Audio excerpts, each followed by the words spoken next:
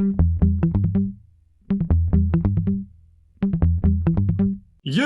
know, I'm right. Nick Durst here with Joe Calabrese. And Joe, we have a great author on for our guest today. Why don't you let everybody know who we have with us?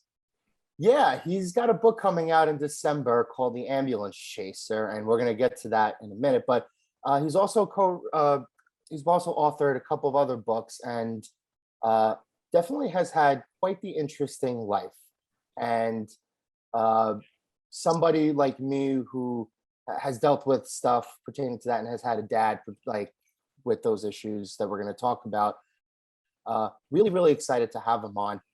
He's a practicing attorney based in the Dallas area, and he's a motivational speaker. So really, really excited to have him on. He happens to be the brother of a certain person out there who's quite famous. And again, really, really excited to have him on. Brian Cuban. Brian, welcome to the show. Hey, great to be on, guys. Thank you for having me. It's an honor. Thanks, Brian. We're glad to have you on here. And, we just want to, get to know you a little bit here. And then, of course, talk about the books. But we've got to start off with the childhood. What was that like? Were you big into sports? And when did you say, hey, maybe I want to pursue some sort of career in the legal field?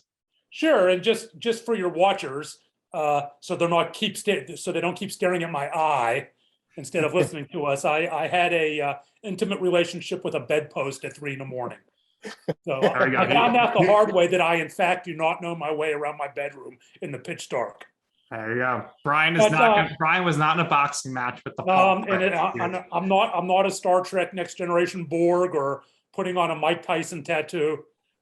But I was born and raised in Pittsburgh. I'm the middle of 3 boys. A lot of people know my brother Mark, the Shark Tank and the Mavs, and I have a younger brother Jeff. I'm the middle, and we had a pretty normal relationship growing up. Pretty normal childhood. I'm a baby boomer.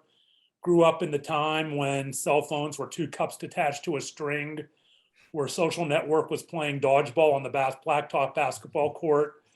So a bit of a different world, but I was also a heavy kid. I was bullied severely, fat shamed. I was even physically assaulted over my weight. And when it's kind of an interesting story, I won't go into all, but my brother Mark had given me a pair of shiny gold bell-bottom disco pants. And this was in the era of Saturday Night Fever. Mark taught disco, believe it or not. And but these pants weren't really Mark. They fit Mark fine, and I had to jump up and down, spray the water bottle. My butt looked like 15 cats back there trying to get out. But I wore these pants to school, and the kids made fun of me. And one day they decided I was too quote unquote fat for these pants, and my stomach was hanging over, and my butt was huge. But I didn't care because I love my brother and he loved me and he gave me these pants.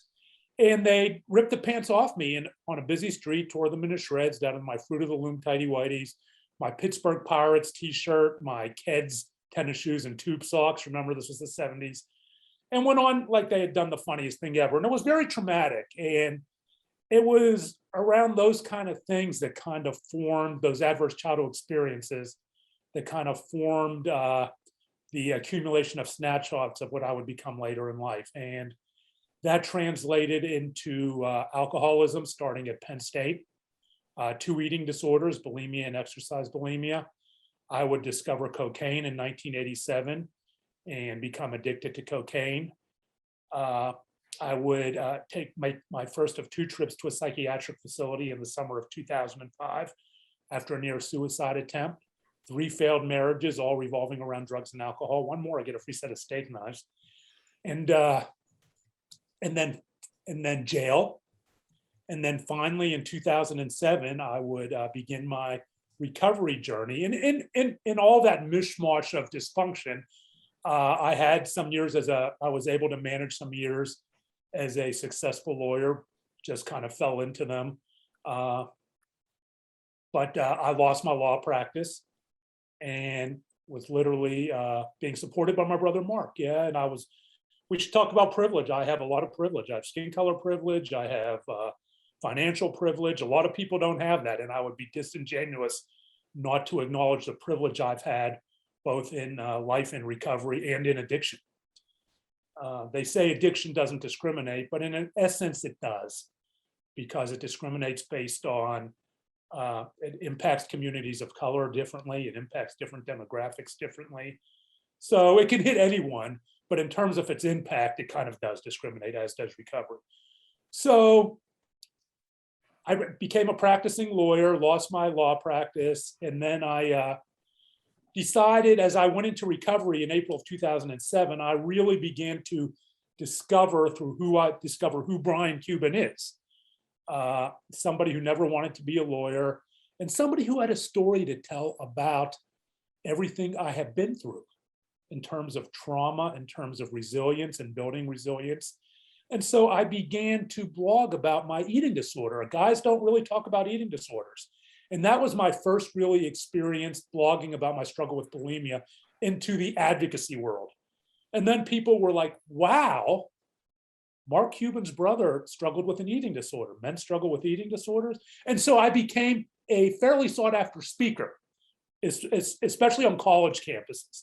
And I've kind of aged out of that now. There are younger people struggling with eating disorders who speak on college campuses. But that led into my first book, which was Shattered Image, which was about my struggle with body image. And then came my second book, The Addicted Lawyer, where I wrote about my struggles as a lawyer struggling with cocaine addiction and alcohol addiction. And that book became very popular within the legal community and recovery community, and was kind of the springboard of what I do today, which is a recovery speaker doing a lot of work within the legal community. And go on. No. It's definitely a lot to unpack. So at the top, I mentioned stuff that you have gone through. I have also been through. I think Nick has also been through a couple of these things. I think, speaking on my behalf anyway, I know I grew up with a lot of self-esteem issues. I was always consistently kind of like the chubby kid, the overweight kid. I was always somebody who, despite like being very athletic and being very into sports, I was always like the afterthought, the kid who was picked last. My parents are divorced, and my dad has battled very, very similar demons as you, especially with the alcohol. He's been to meetings before, years ago. Thankfully, he's fairly clean now. Also had a gambling addiction at some point. So we previously had a guest on with us, Craig Carton, who now works again at WFAN here in New York. And he was somebody who kind of battled very, very similar things. And that was the first episode that I really came out and talked about stuff like this. And so I wanted to say that although a lot of the overlap isn't necessarily, entirely what you have gone through, again, there are other people out there who have experienced stuff similar to you, kind of had things going on in their head similar to you, know people close to them who have been through things that you have been through and understand the battles that you have been through, and understand that just because you win a battle doesn't necessarily mean you're going to win the war. So let's get back on track here. I just kind of wanted to sure. mention that now. And I am a friend of Bill's. I got sober in the rooms. And when I first went into the rooms, and for those who don't, 12-step recovery, the most well-known is Alcoholics Anonymous, but there are other forms of 12-step. One of the things I learned is that, well, we all have different stories. I traded 2007, I traded Mavericks championship tickets for cocaine. And so we all have kind of we may all have unique facts, but in the end, bottle to mouth, glass to mouth, powder up the nose, or whatever your drug of choice is, it tends to be the same dynamic in that regard. So I played some rugby at Penn State, but I really was never, I'm a huge Pittsburgh Pirates fan, massive. Sorry to all your listeners. We can talk about Garrett Cole. I see you're not our first fake Pirates fan. We've had some Pirates. This guy is great. This guy loves his Garrett Cole, unfortunately, but I don't know, the Pirates just seem to be they can't get out of their own way right now. Oh, it's brutal. It's brutal. I mean, I went to my first Pirates game with my father at Forbes Field in 1969. I saw Tom Seaver pitch against the Pirates, and I've been a fan ever since. So, I mean, I'm 60. How many years is that, right? that's decades, multiple decades. I've been a fan. Yeah. And so I've been a fan through the good times and the bad times, but I bleed black and gold. I'm a Steelers fan. I'm a Penguins fan, but I think Pirates are who I consistently just live and die with.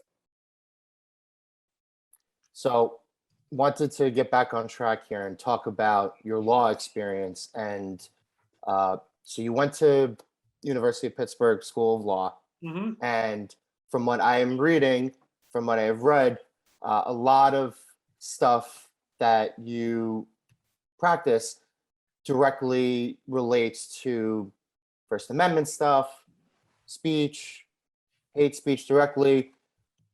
A couple of minutes ago, you mentioned that you are somebody who has been privileged in your life to be able to have access to the resources that you needed at the time to help guide you back on the path that you kind of wavered off. So there are a lot of other people who don't necessarily have those types of privileges, and there are people who take advantage of those privileges. So, as somebody who has the experience that you do, seeing people in those types of positions, is that what kind of motivated you to kind of study and go in that direction? The first thing that motivated me was cathartic, healing myself.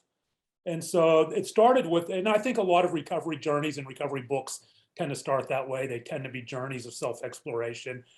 But as I found recovery and went through recovery, it just, I was able to really reflect on the people I've lost to overdose, the friends I've lost to overdose, the friends I've lost to alcoholism, the struggles I've seen within the legal profession. We have the highest rate of alcoholism of any white collar profession, over 20%, up to over 30% when you compare that to the national rate of about 12%. So the struggles I saw, it was something that I wanted to shed light on. Especially within the legal profession, we tend to take advantage of vulnerability in our profession. We don't allow ourselves to be vulnerable, which is one of the reasons I think our dysfunction rate when it comes to drinking and things like that is so high. And I really wanted to just try to impact one life at a time. If I can tell my story and one person, if 99 people say whatever, pound salt, and one person seeks help, is able to find recovery, decides to not end his or her life by suicide in that minute and seek help, or encourages somebody to reach out to someone, then what greater gift is there? I'm Jewish, and there's a Jewish kind of Kabbalistic phrase called tikkun olam. It means changing the world with acts of kindness. And that is what I try to do, my little part of it. Yeah, and you definitely did a great job of trying to, give advice to people, get your message out. So tell us about when you were hosting Cuban's Legal Briefs for Eye Opener TV. How did that opportunity come about for you? Like doing TV? A woman interviewed me for a local station, and at the interview she said, we're about to do this legal show. It was called Eye Opener TV, and we've seen some of your rants and things like that I was doing on Facebook and things like that, and we think you'd be a great host to have this little segment. And that's how it started. So it was a lot of fun. The TV station is now defunct. Eye Opener is defunct. But it was a lot of fun recording those little videos. I did it on the Penn State scandal, the Jerry Sandusky scandal. I just picked all of these hot topics and would just rant about it. And I would scream, and I was kind of like who's the Kramer, the guy that rings all the bells, right? The business guy that rings all the bells and stuff. Yeah, Jim I was Kramer. kind of like the Kramer of legal pundits, screaming at television. Who knows, Joe? Maybe one day we'll follow in Brian's footsteps and be yelling on a television show of our own. Yeah. So, Brian, how did you, start getting into you mentioned you going to campuses and speaking. That's not something where you just say, I want to speak. usually you got to find to sort of speaking agency, or you got to do a lot of outreach. How did you ultimately get into getting those bookings? A lot of that is privilege again. When I wrote Shattered Image, I had a PR firm take me almost pro bono because the founder of the firm in New York had struggled with body image issues. So he said, this is an important issue. And I got a lot of coverage, and I got a lot of coverage with the last name of Cuban. So that was kind of the springboard of that. And before I knew it, people were reaching out to me to speak. And that was my entree into the public speaking profession, which is now to the extent of, to a big extent, non-existent now. It is because of COVID, other than virtual presentations, but it is not the same. So the public speaking profession is in a major depression, major recession. I would even call it a depression because of that. But that's how I got into that. Schools started reaching out to me. People started reaching out. My first event I ever did was a young lady reached out to me to do an event in Winnipeg, Canada. And that was the beginning of my speaking career. So public speaking is incredibly difficult because, number one, you have to have the confidence to be able to go up and speak in front of people. And coming from the background that you did, going through the things that you did, a lot of stuff directly related to your life, if you were to go up naked in front of 50 people, that's remarkably hard to do. You have to be able to find the confidence to be able to do that. What inside you basically made you want to go out and share your story and kind of break that barrier between you and everybody else? I can answer that with a short story. When I first started out, you have to practice. Speaking is an art. You have to practice, and I practiced by speaking at Rotary clubs. Right? You go in, you can make mistakes, and it never really gets beyond that, and you get a free breakfast or a free lunch. So I went into the Rotary clubs and was practicing, and all these Rotary clubs around Dallas. I had finished one of the first ones I had done. It was speaking about body image and shattered image. I walk in, and it was a bunch of 60-year-old people my age now, 60-year-old men. And I'm going to come in here and talk about eating disorders. Talk about a tough audience. So I give my spiel, and I couldn't get out of there fast enough because I'm thinking no one's going to be interested in this. And they were receptive. And a lot of them came up to me and said, I have grandkids or I have children who are struggling. Thank you. But I got home, and there were some lawyers in there too. I got home and I went on Twitter, and I received a tweet from a young lady, didn't know her from Adam. And her tweet said, you don't know me, but my father was at your talk today, and we are having dinner together for the first time in a year. Part of my talk is also my relationship with my now deceased father and his impact in my life. Those are the kind of moments that just tell me that I have to get out there again. Because you never know what lens somebody is going to look at you through. I talk about bullying, I talk about depression, I talk about alcohol, I talk about self-image, and you just don't know. Everyone will see you through their own life experience lens, and they'll take in the bits and pieces of your talk from their life experience. And that is just so empowering and makes me so grateful. And I get messages and emails every week from somebody who saw a talk on my YouTube channel or was at one of my presentations or saw me tweet something or post something. And there are so many people out there, and you just know that you're changing lives in one degree or another. Yeah. I mean, how can I not want that? Yeah, that's what it's all about. Now, you continue to change lives through your books. Your debut novel, The Ambulance Chaser, is now available for pre-order. Yes. On paperback, and it's coming out in December. And a little bit about the book for our listeners. It's Pittsburgh personal injury lawyer Jason Feldman's life. It's turned upside down when he's accused of the murder of a high school classmate 30 years prior. He is now a fugitive from justice and is looking to find the one person who can prove his innocence to save the life of his son.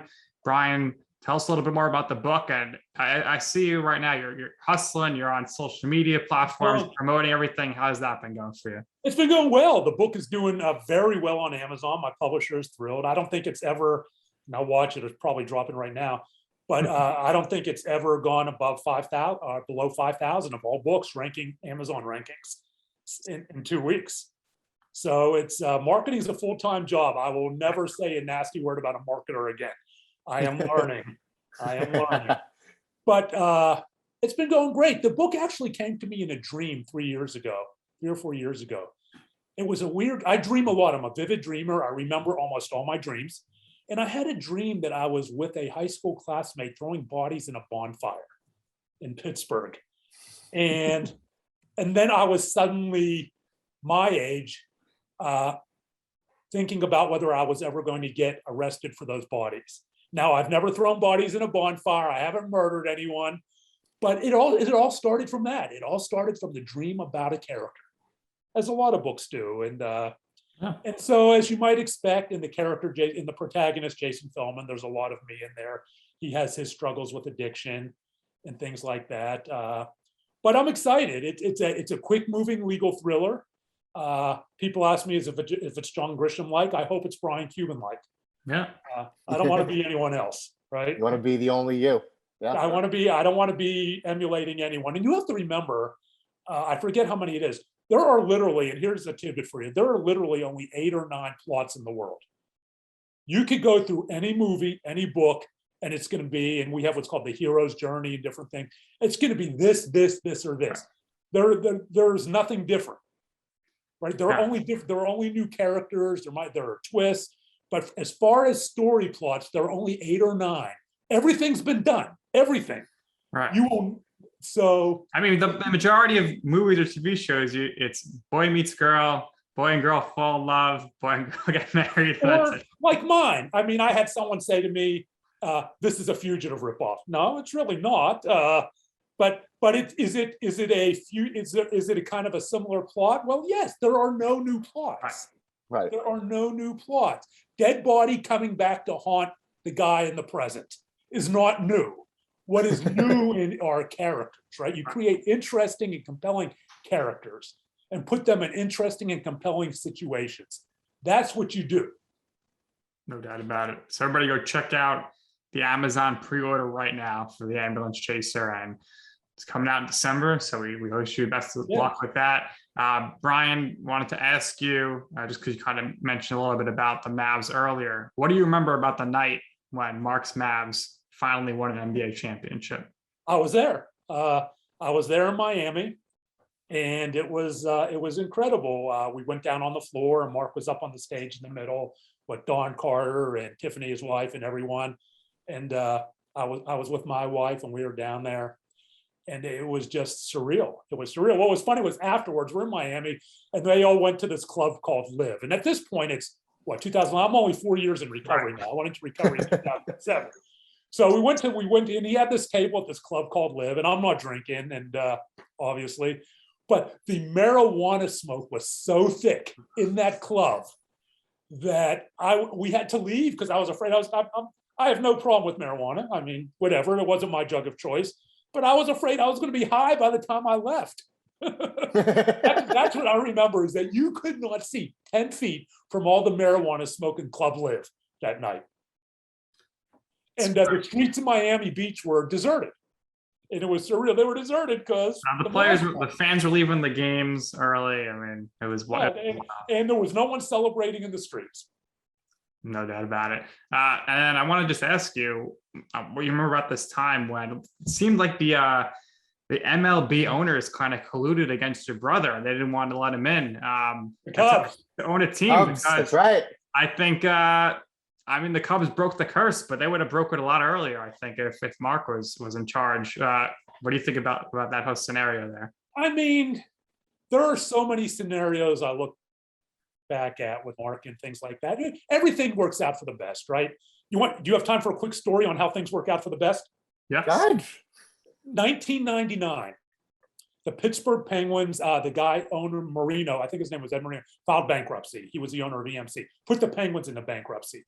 the Penguins are in serious danger of moving, I believe it was to Ottawa or somewhere. They were going to be moved to Canada. I got an email from an old law school buddy, and I'm here in Dallas, and that sucked, but it was what it was, right? I got an email from an old law school buddy, my law school roommate. He said, do you think your brother would be interested? And this was before he bought the Mavericks, obviously. Do you think your brother would be interested in trying to keep the Penguins in Pittsburgh and buying them? And Mario Lemieux was also trying to buy them because he had a huge contract invested, and he was going to lose all his money in bankruptcy. He was their biggest secured creditor. So I was used to forwarding emails to Mark from people, and no. So I forwarded him the email, and I got an email back. Well, who do you know? Whoa, okay. So before I know it, I'm in Pittsburgh, kind of as Mark's point guy, meeting with all of these people to try to arrange with Mark to cut a deal to buy into the Pittsburgh Penguins. This was around April 1999, and you can look up the articles on Google. And so Mark comes into Pittsburgh. We drive out to meet Mario Lemieux. He made me wait in Einstein's Bagels while he met with Mario Lemieux. And this was before cell phones and really with the internet, big deal before you had all of these things. We still had the internet, but there wasn't really Wi-Fi either. So I was just sitting there twiddling my thumbs. And we're driving home, and I'm thinking there's a deal. Mark's on the phone about wiring money into his account to do the deal. I mean, yes, I'm going to move back to Pittsburgh. And never heard much more about it. I went home, I flew home, and a couple of days later, it came out that Mark had decided not to do the deal for a bunch of different reasons. And so that all fell through. But Mario Lemieux bought the team. I believe they won at least 2 Stanley Cups during his ownership tenure. So that worked out, right? Right. And so now we're into the summer of '99, and guess what happened in January of 2000? Mark bought the Mavericks. If Mark had ended up as a part owner of the Penguins, would he have bought the Mavericks? I don't know. I think so. Everything works out for the best. I absolutely did. Last question for you here on Mark. You probably get this sometimes, but I just want to know which decade here do you think Mark is going to run for office, potentially president? You know what? I have a fast and solid rule of never speaking for my brother and trying to read his mind. Again. I could restate that what he said publicly. It's tough when you have kids to do something like that, especially in this age when you've seen the vitriol, that comes out politically, and when we're in the COVID era. It's very difficult. It's very difficult. So I honestly don't know, and I love my brother, and I support him in whatever he does, whether it's a run for president or whether it's whatever he does in his life. What I will say quickly about that is I think there are a lot of people in this country who are having a changing viewpoint on how they feel their representative or where their representative should be coming from. And I think a lot of people will look to somebody with the credentials that your brother has for higher ranking positions like that. I honestly don't know. Who knows what the world's going to look like the next election cycle, right? It's just so hard to predict things. It's funny, being a baby boomer, I grew up when there were 2 newspapers or 2 local newspapers and 4 television stations. So that was your news. That's how you consumed your news. You weren't trolling on Facebook or Twitter or wherever people go to scream at other people, right? So it's interesting, and who knows what things will look like in 2000, whenever the next election is. And so it's hard to say. Whatever he does, I love him and I support him. As you should. Hopefully the Cubans become a household name here in the next I hope 10 years.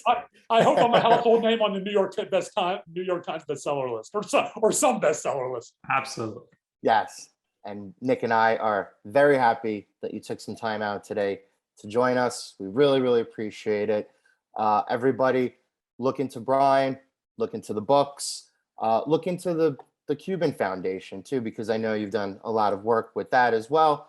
And what Nick and I do is we always give our guests the last words. So on top of that, if there's anything else you would like to share, Yeah. if there's anything else you would like to promote, you have an unbelievable story. It's unique to you. A lot of things that you've gone through, again, like you mentioned previously, are not stuff that are necessarily unique to you. People have battled what you have battled in life, and maybe not entirely the same. But again, if there's anything else you would like to share, promote, You were please struggling. go ahead. If you are struggling and feel alone, you are not alone, and you are enough. Reach out to somebody. Reach out to me, and I'll help you find. The resources to find a path. Recovery is possible. It's not easy. It's scary. I've been terrified of it at times, but it's doable. All right. Great last words there, Brian. We appreciate it. That's going to do it here for this episode of You Know I'm Right, for our very special guest, Brian Cuban. And for my co-host, Joe Calabrese, I am Nick Durst, and this has been You Know I'm Right.